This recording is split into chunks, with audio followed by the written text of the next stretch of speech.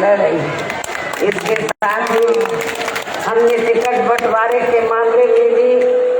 सर्व समाज के लोगों को उचित भागीदारी दी है। जिनको कामयाब बनाने के लिए अपनी पार्टी के लोग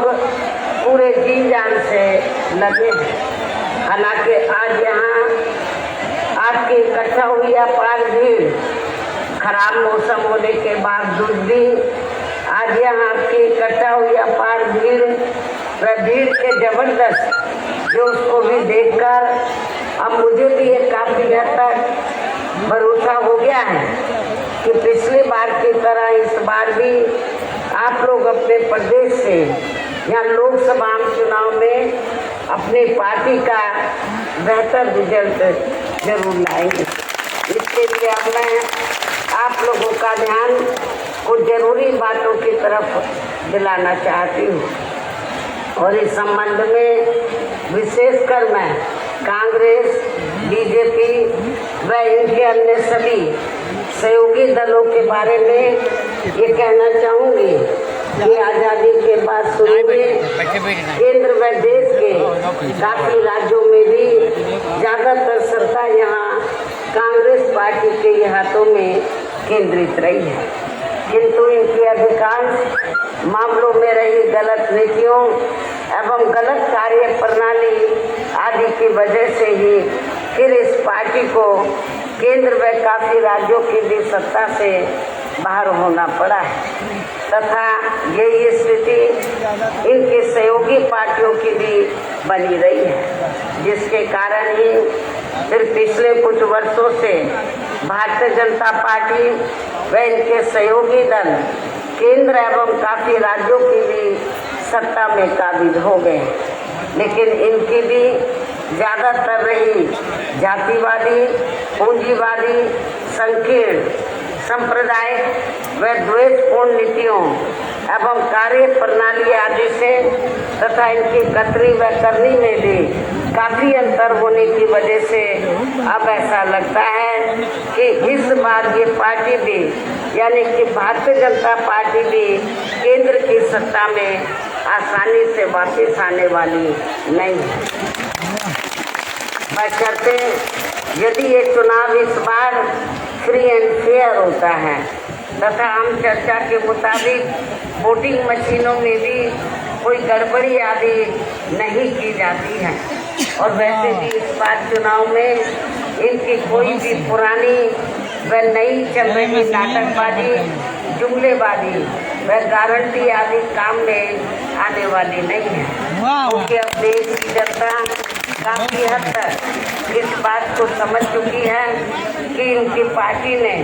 अब तक देश के विशेषकर गरीबों, कमजोर तबकों, मध्यम वर्गीय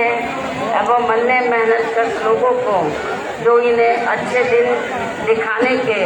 असंख्य प्रलोभन भरे वायदे किए हैं तथा अनेकों हवाई व कागजी गारंटी आदि दी है, तो उनका जमीनी हकीकत में अभी तक इन्होंने लगभग 1/4 हिस्सा भी कार्य पूरा नहीं किया, बल्कि इसके स्थान पर इनका ज़्यादातर समय व ताकत भी यहाँ इनके अपने चहेते रहे बड़े बड़े पूंजीपतियों एवं धन्ना सेठों को ही ज़्यादा से ज़्यादा मालामाल व धनवान आदि बनाने में तथा उन्हें हर स्तर पर छूट देने व बचाने में ही लगी रही है।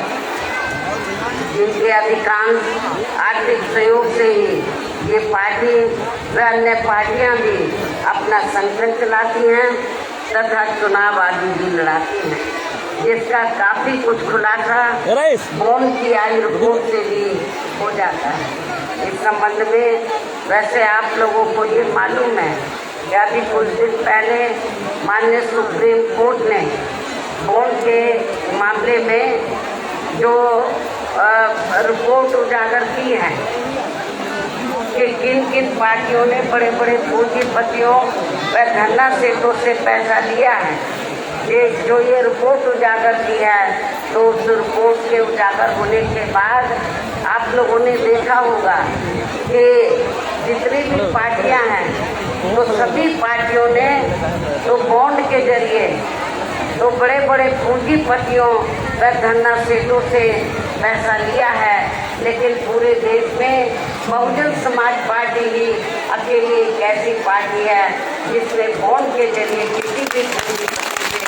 पैसा नहीं लिया।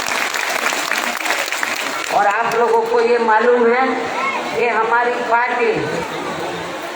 पार्टी मेंबरशिप के जरिए